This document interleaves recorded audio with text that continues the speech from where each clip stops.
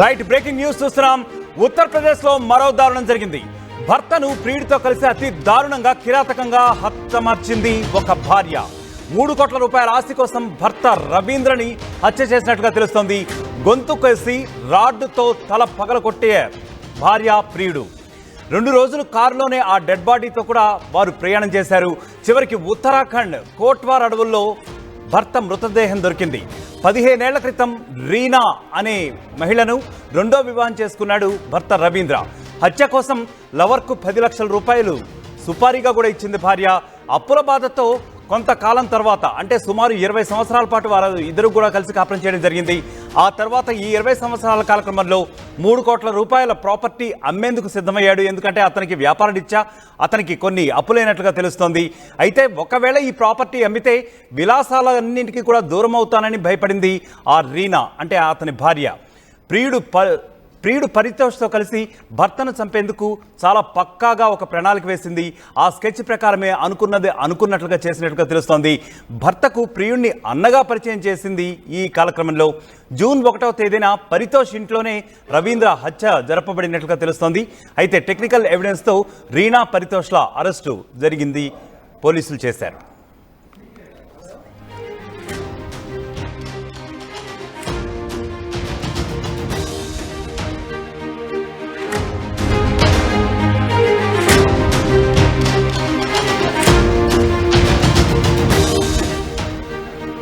Right, ఉత్తరప్రదేశ్లో మరో దారుణం జరిగింది. భర్తను ప్రియుడితో కలిసి అతి కిరాతకంగా హత్య చేసింది ఒక భార్య.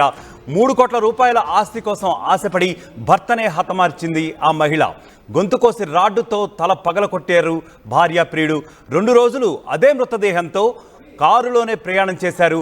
ఆఖరికి ఆ మృతదేహాన్ని ఏం చేయాలో తెలియక చివరికి ఉత్తరాఖండ్ కోట్వార్ అడవుల్లో అక్కడ పారేసి వెళ్ళిపోయినట్లుగా తెలుస్తోంది. అయితే మనకు అందిన సమాచారం ప్రకారం 15 ఏళ్ల క్రితం రీనాను రెండో వివాహం చేసుకున్నట్లుగా తెలుస్తోంది భర్త రవీంద్ర. అయితే హత్య కోసం ఆమెకు అంతకుముందే ఒక లవర్ ఉన్నట్లుగా తెలుస్తోంది. అతని పేరు పరితోష్ అన్నట్లుగా మనకు సమాచారం ఉంది. పరితోష్తో కలిసి ఆమె హత్య చేసినట్లుగా మనకి న్యూస్ ఉంది. హత్య కోసం లవర్కు 10 లక్షలు సుపారీగా ఇచ్చింది.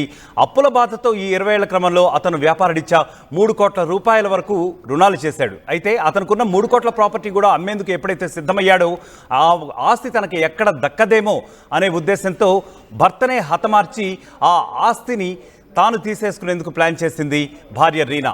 ప్రాపర్టీ అమ్మితే తాను ఇప్పటి వరకు చేస్తున్నటువంటి విలాసాలు ఏవైతే ఉన్నాయో వాటన్నింటికీ కూడా దూరం అయిపోతానేమో అని భయపడింది.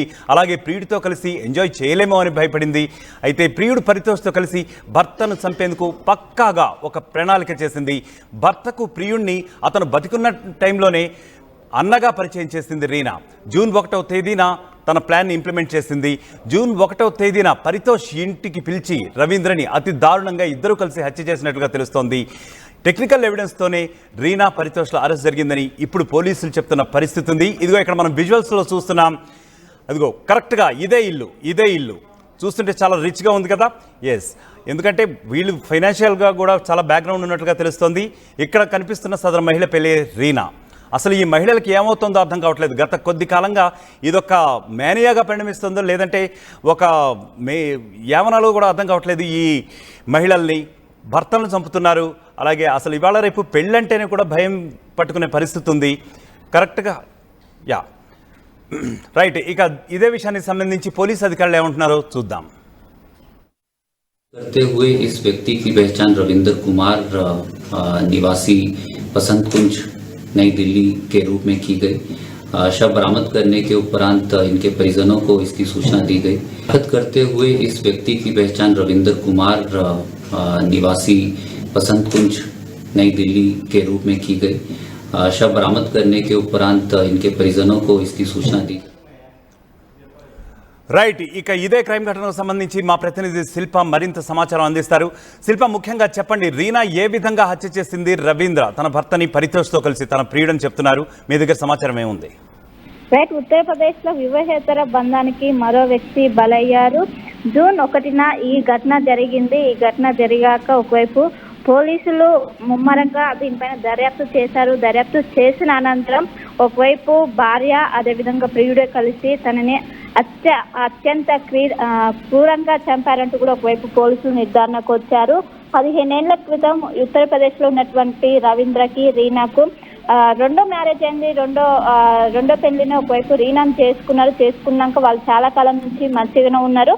మధ్యలో రీనా వేరే భర్త కాకుండా ఇంకా వేరే తోని కూడా సంబంధం పెట్టుకుంది. దీనిపైన కూడా చాలా రోజులు కూడా భర్తకు తెలియకుండా ఇది నడిపిస్తూ వస్తుంది. కానీ ఈ క్రమంలోనే ఒకవైపు ఇంకోవైపు రవీంద్రకు సంబంధించినటువంటి ఆస్తుల పైన కన్ను వేసింది. ఆస్తులను చూసే ఒకవైపు ఈ పెళ్లి చేసుకున్నట్లు కూడా ఒకవైపు పోలీసులు కూడా ఒకవైపు ఒక వర్షన్ చెప్తున్నారు.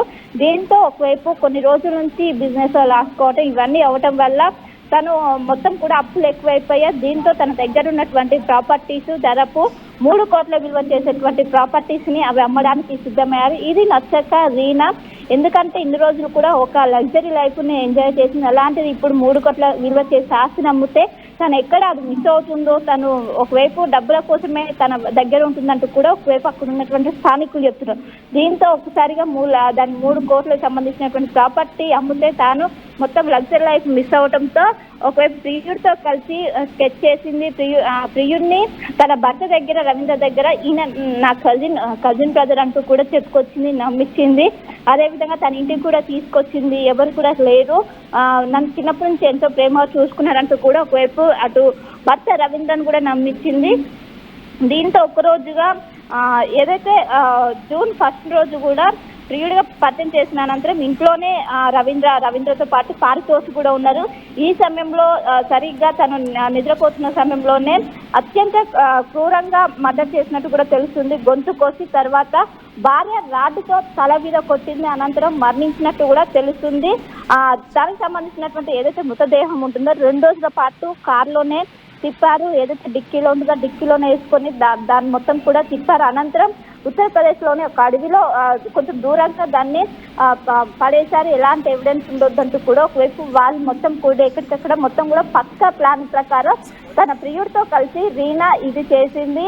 కానీ అక్కడ పోలీసులకు మాత్రం అక్కడ ఉన్నటువంటి బ్లడ్ శాంపిల్స్ కావచ్చు, అక్కడ ఉన్నటువంటి ఫింగర్ ప్రింట్స్ కావచ్చు, వీటినన్నిటిని వెరిఫై చేసిన అనంతరం ఒకవైపు రీనాతో పాటు పారితోషిని కూడా ఎంక్వైరీ చేశారు. ఎందుకు ఇంటికి ఉండాల్సి వచ్చింది, అసలు నీకు రీనాకు సంబంధం ఏంటని కూడా వీటినన్నింటిని చూసిన అనంతరం ఒకవైపు అక్కడ ఉన్నటువంటి ఫోరెన్సిక్ డిపార్ట్మెంట్ ఆధారంగా దీనికి సంబంధించినటువంటి మొత్తం ఎంక్వైరీ చేశాక హత్యకు కారణం ప్రియుడితో కలిసి రీనానే హత్య చేసినట్టు కూడా పోలీసులకు నిర్ధారణకు వచ్చారు. దీంతో ఇప్పటికే పోలీసులు అదుపులోకి తీసుకున్నారు. ఒకవైపు రీనాతో పాటు పారితోషిని కూడా అదుపులోకి తీసుకొని ప్రస్తుతం అయితే విచారిస్తున్నారు.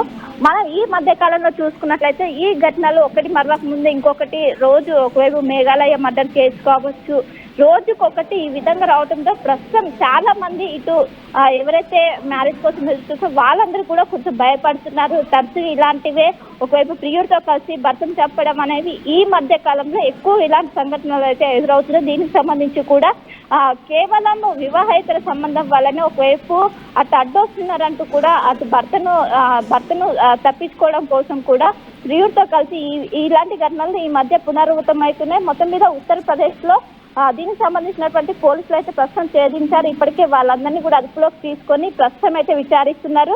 సో మొత్తం మీద ఒకటి మరొక ముందు ఇంకొకటి దేశవ్యాప్తంగా ఉన్నటువంటి అన్నిలోనూ కూడా ఇదే విధంగా నమోదవుతుందో ఒకవైపు ఇటు ప్రజలు కావచ్చు ప్రతి ఒక్కరు కూడా ప్రస్తుతం కొంచెం కలవరపడుతున్నారు. ఎందుకు ఇవి తరచుగా ఎదురవుతున్నాయి కూడా, వాళ్ళు ఎందుకు ఈ విధంగా ఒకవైపు ఇంత బలి తెగించి ఈ విధంగా చేస్తున్నారు ప్రియుడితో కలిసి కూడా. మనం నిన్న హైదరాబాద్ లో కూడా చూసుకున్నట్లయితే కన్న తల్లిని ఏ విధంగా హతమార్చారో చూసాం. సో వీటిని చూసి ఒకవైపు ఇటు ప్రజల్లో కూడా పెద్ద ఎత్తున కొంచెం భయాందోళన అయితే గురవుతున్నారు. మొత్తం మీద అయితే ప్రస్తుతం పోలీసులు అటు రీనాని పారితోషిని అయితే విచారిస్తున్నారు. ప్రస్తుతం అయితే కేసు నమోదు చేసి ఒకవైపు టెక్నికల్ ఎవిడెన్స్ తో ప్రస్తుతం అయితే వాళ్ళని పోలీసులు అయితే విచారిస్తున్నారు.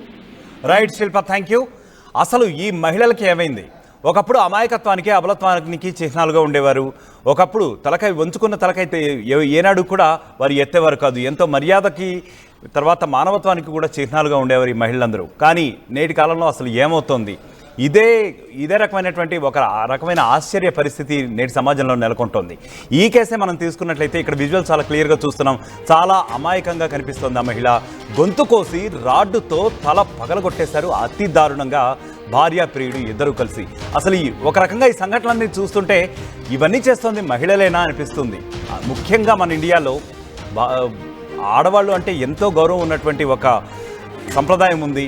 మరి అమాయకత్వానికి స్త్రీలంటే ఎంతో గౌరవించే పరిస్థితి ఉంది. మరి ఇటువంటి పనులన్నింటి వల్ల స్త్రీ సమాజం మీద ఒక రకంగా నమ్మకం పోతోందా అంటే అవుననే సమాధానం నేడు జరుగుతున్నటువంటి కాలమాన పరిస్థితుల్లో వినిపిస్తోంది.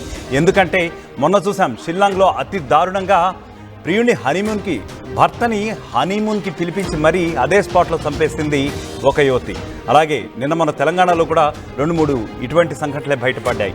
మరి అసలు ఓవరాల్గా చూస్తూ ఉంటే అసలు మహిళలకు ఏమవుతోంది, ఎందుకు ఇంత క్రూరంగా మారుతున్నారు? ఇదేమన్నా ఒక మానసికంగా పరిణమిస్తున్నటువంటి ఏదన్నా మేనియానా, సమాజంలో జరుగుతున్నటువంటి ఏదన్నా మార్పా, లేకపోతే ఏదన్నా కొన్ని సినిమాల ప్రభావమా? అసలు ఏదో కూడా అర్థం కాని పరిస్థితి అయితే నేటి సమాజంలో నెలకొంది. 2 రోజులకు పైగా అదే కారులోనే మృతదేహంతో ప్రయాణించింది అని చెప్పి కూడా ఇక్కడ తెలుస్తోంది. ఆఖరికి సొంత భర్త అని కూడా చూడకుండా ఎవరైనా ఉంటే ఆఖరి చూపు కోసం ప్రయత్నిస్తారు, భర్తని కడచూపు కోసం. ఎందుకంటే మనం గతంలో కొన్ని దాఖలాలు చూసాం, ఉదాహరణలు కూడా చూసాం. భర్త చనిపోయినప్పుడు ఎక్కడో దేశ విదేశాల్లో ఉద్యోగరీత్యా ఉండొచ్చు, లేదా వాళ్ళ ఉపాధి రీత్యా ఉండొచ్చు, దేశ విదేశాల్లో సెటిల్ అయిన మహిళలు కూడా భర్తని కడచూపు చూసుకుందామని చెప్పి ఆఖరికి వచ్చి కళ్ళనీళ్ళు పెట్టుకున్న సందర్భాలు ఎన్నో చూసాం. కానీ ఇప్పుడు మాత్రం ట్రెండ్ మారుతోందా? అసలు సంప్రదాయాలు మిస్ అవుతున్నారా? ముఖ్యంగా మన ఇండియన్ మహిళలు అసలు what is exactly happening in the society? Why this transformation is occurring? ఎవరికీ తెలియట్లేదు. ఇలాంటి ఉదంతాలు ఎన్నో వస్తున్నాయి. ప్రజల నుంచి కూడా ఒక రకమైనటువంటి ఆశ్చర్యం మరియు భయాందోళనలు నెలకొనే పరిస్థితి అయితే ప్రస్తుతం నెలకొందని మనం చెప్పవచ్చు.